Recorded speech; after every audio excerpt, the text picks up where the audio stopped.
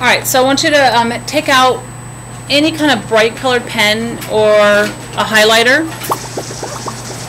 because a pencil or a black pen or a blue pen really isn't going to show up really well on this. And so I want you to write some notations or highlight some things.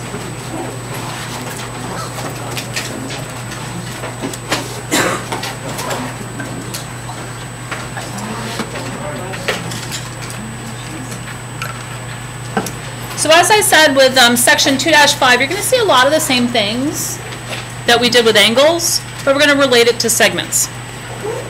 Your job is to look for patterns and to understand how a proof is done. You've not done them before, you're fairly new at them, so you're learning by experience. One of the things that you need to know is the difference between a postulate and a theorem. A postulate is something that we could prove, but we haven't, whereas a theorem is something that actually has a formal proof behind it. So if something's called a theorem, it means that there must have been a formal proof behind it, like we have been doing. And once you prove something, then now you can use it in a proof. But first it had to go through a formal proof process. Now the postulates, we didn't do that because we're like, yeah, we know we could do it, but we're just not going to. Or sometimes there's not a way to do it with a postulate. So one of the things, and I got bored one day and put sound effects when I was doing this, so sorry. So one of the things that we have talked about with 2-4 was that congruence of segments is reflexive, symmetric, and transitive. And so here again are some examples of what that looks like. Remember your reflexive property, the left side looks exactly like the right side, and this is what it looks like with segment notation. And this happens to be congruence segment notation. There's a difference between congruence versus equality, and we'll talk about that today. So then your symmetric property just means that the left side flip-flopped with the right side.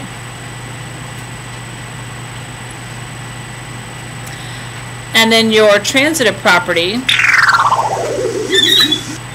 means that, remember there's that pattern with the transitive property. And so the first part, segment AB is congruent to segment CD. And the second part right here, better start with what we ended with. So what we ended up with was CD, and it does start with CD. Then for the last part, you put the two parts that are not the same equal to each other. And so here's the two parts that are not the same being equal to each other. That's the pattern. What happens if in the middle here these are flipped around and I had segment EF is congruent to segment CD? What property would that be? Say it really loud. Substitution property. They look very similar, but if what I end with here is not what I start with here, it has to be substitution property. So do bear in mind that the transitive property can be the substitution property. It just depends on how the pattern's formed. All right, so flip that page.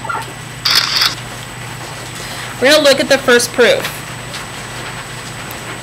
Now I'd like you to cover up the reasons for this proof.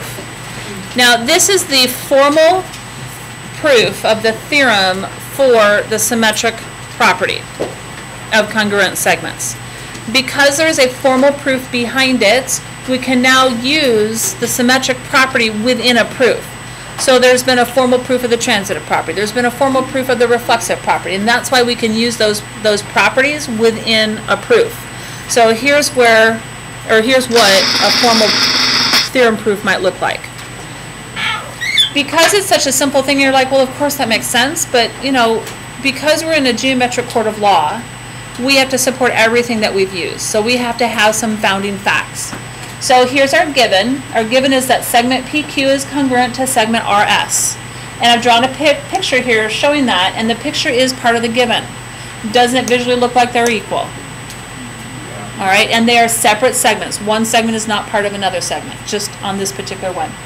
What we have to prove is that segment RS is congruent to segment PQ. What should I start with over here? The given. 100% of the time, your first statement is that given. So there we go. Here's our given. Where did I get that? You have been paying attention, the given, right? So hopefully you should always get these parts of a proof right. Those are free points in a proof. Start with your given. Your first reason is always given. Then from here, note what they have done. Look at the next statement. it looks almost the same, but what's changed? Notation, right? We've gone from congruence notation to equality notation, and then we've gone from segment notation. What does that notation mean?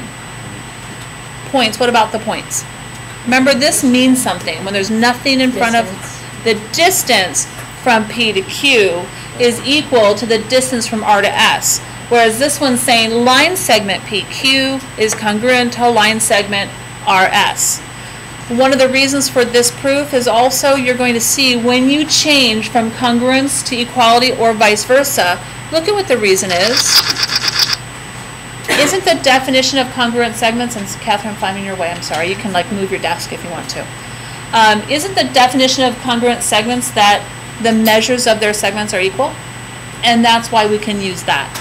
So anytime we change a notation, and for regular geometry, it's going to be a sense of style. I won't be picky if you change from here to here. I'm not. If I were in honors geometry, I'd be real picky about that change in notation. But because we're in regular geometry, I'm not going to be super picky about that notation. However, if my proof statement had been equality versus a congruence here, then you would have had to make sure that you change somewhere in here your notation and mention that it's due to the definition of congruent segments. Normally I probably wouldn't have put this in here for regular class, but that's okay. I want you to see it in case it happens. Do you have a question? Because within the definition of congruent segments, didn't we say that the measure of those segments are equal? And look at what the notation is saying, the measure of those segments is equal. And so then vice versa, we've also learned that we can do the converse of all of our definitions, theorems, and postulates, right? So the converse of that is going to be true also. If their measures are equal, then the segments are congruent. It seems like I'm saying the same thing, which I am, which is why we can say that. If you ever watch a lot of Law and Order, which I am also a fanatic of Law and Order, they don't get heavily into a lot of the court details, but there's a lot of repeating stuff. Last year, I actually was a jury member for a murder trial, and honest to goodness, it got really boring because they kept repeating the same facts over and over and over again, just in a different way. And geometry is just like that. They're going to repeat the same thing, it seems like, the same way, but it's really in just a different way, and that's what they've done here. All right, so then look what they've done. Then they flip-flop the left and the right side, keeping that same notation. Right? Question. Why would you flip-flop them? Because look at, I'm going from this given to this prove, and what we've done is we've flip-flopped them. And so somehow I've got to get the RS over here and the PQ on the right. Because the whole point is I'm going from my given to that proof statement. And one of the things that we've learned, and what we showed back there, is that isn't congruence of segments reflexive, or reflexive symmetric? That's what we're using here, because I'm trying to make this look exactly like that. So we had to drop into our equality notation in order to use the fact that congruence, or congruence of segments is symmetric. So now I have them in the right order, but do I have the right notation? No. So now I'm going to revert to the correct notation. Does this look exactly like this now? Yes. And what says I can go from equality notation to congruence notation? Definition of congruent segments, because I can go forwards and backwards with that. So it seems like I went through a bunch of gobbledygook to get to one thing, and you're like, why couldn't I just go from here to here? Well, you can now because of this proof. You can now because of the proof that's behind it. Okay? All right. So, are you okay? Don't die on me. I don't do well with emergency situations. I did almost have a student die in my class one summer school year. I really seriously thought he had died. We had to, I'm not. We had to wake him up by rubbing his sternum. That's how out of it he took drugs. Wait, what happened? And then last year I had a student pass out on me also in summer school. I don't know what it is about summer school. He fainted at the sight of blood. He stapled his finger and then pulled the staple out, this is code for summer school. He stapled his finger, and then he fainted at the sight of blood. So, yeah.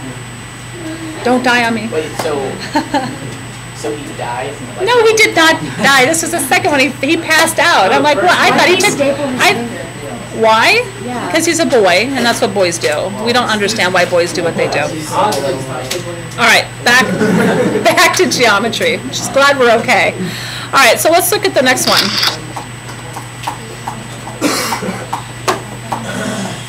All right, so this is going to be a somewhat common proof, and we're going to use the symmetric property within this one. Cover up your reasons again. So let's say that I gave the proof to you just like this, which I've been doing, right? Your homework's been doing that? We've got to come up with the reasons. So let's talk about it. Where's my pen? It's disappeared. Seriously? Oh, it's in my pocket.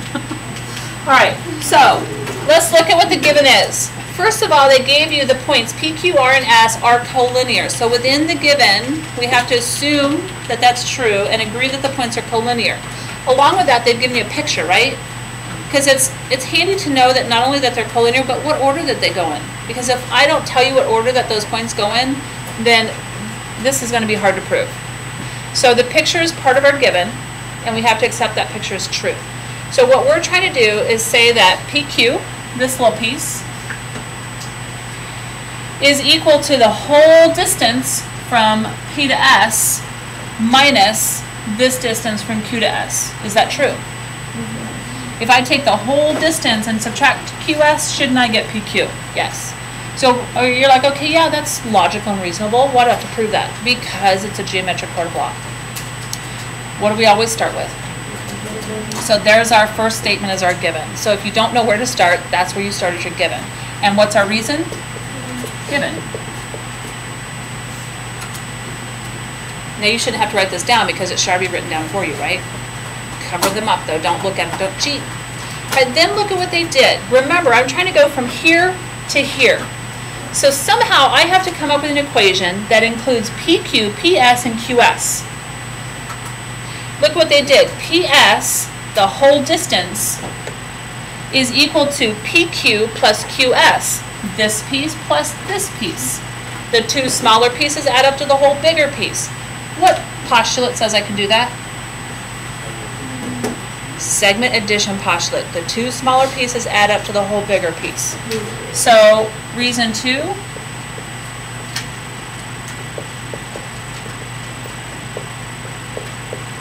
Segment addition postulate. All right, does this look the same yet? No. So somehow I have to get this PQ on the left, and I have to get the PS on the right, and the QS has to become negative. So, yeah, so look what they did. From here to here, the PS is still there on the left, but the QS has now gone from the right to the left, and it's become negative. How did they do that? They had to have subtracted QS from both sides. And remember, in geometry, they're not going to actually physically show that subtraction. They just show the result. So from here to here, we must have subtracted from both sides. What property is that? Of equality. So write the whole thing out.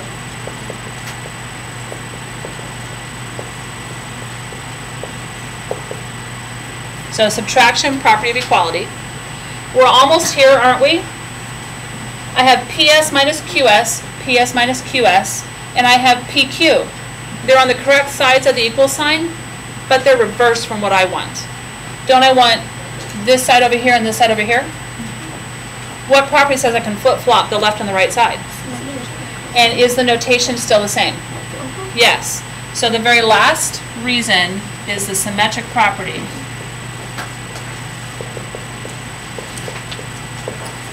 Of equality. Is it becoming easier?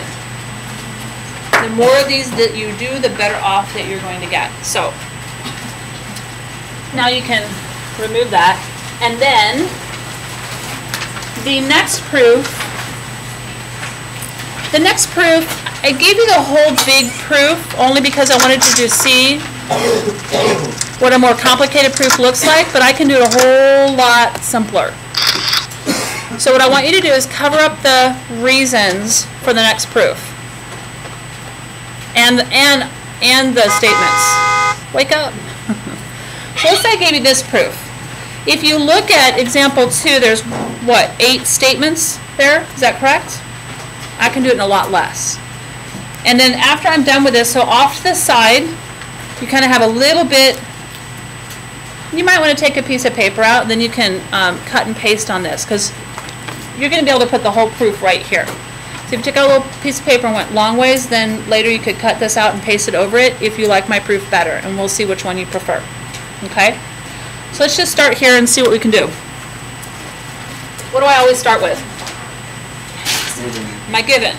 All right, so what did they give me in the given? They said that AC, this whole big distance, is congruent to DF. Segment AC is congruent to DF. All right, makes sense.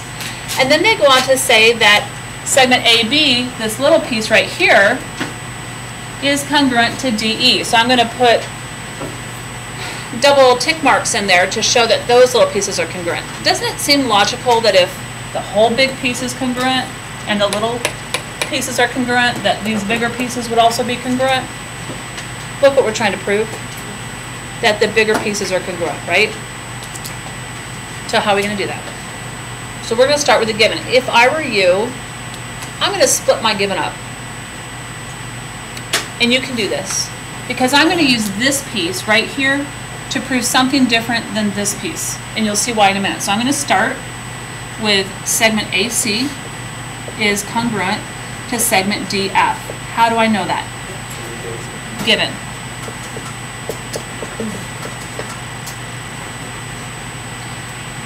From here, what could I conclude? And I'm trying to get BC and EF in an equation. What can I conclude from these big segments being equal? Just look at this segment itself. What can I conclude looking at segment AC only? What do you know? Yes, AB plus BC, the two smaller pieces, equal the whole bigger piece. What postulate is that? Okay, so for my second statement, I'm going to say that AC, well, AC, BC, yes. I'm going to say that AC is equal to AB plus BC. I'm also going to do the same thing with DF, because I've got DF in here also. So what does DF equal? What pieces? DE plus EF. Aren't those both the segment addition postulate? So for reason 2, segment addition postulate. Does that make sense? So far, so good. All right, so then I'm still trying to get BC in there. So now I have BC and I have EF in some equations. So I can start to do something with those. If this is equal to this, and AC equals this, and DF equals that, what can you conclude? Take everything above here, what can you conclude from those two statements down here? Make one equation. If these pieces are equal, what do you conclude? Not yet. I can't jump to that yet. Catherine? Can't we conclude that segment AB plus BC is equal to segment DE plus EF? If these are congruent, right here, can't I make the conclusion that these are congruent? What property is that? Substitution. It is the substitution. It's not the transitive property. It doesn't follow the right pattern, correct? But I am replacing in here, I am replacing this in here because they're equivalent values. And I'm replacing this in here because they're equivalent values. So that is our substitution property. Oh, fabulous. A fire drill, really? All right, part 2 in a minute. All right, go out to the basketball courts.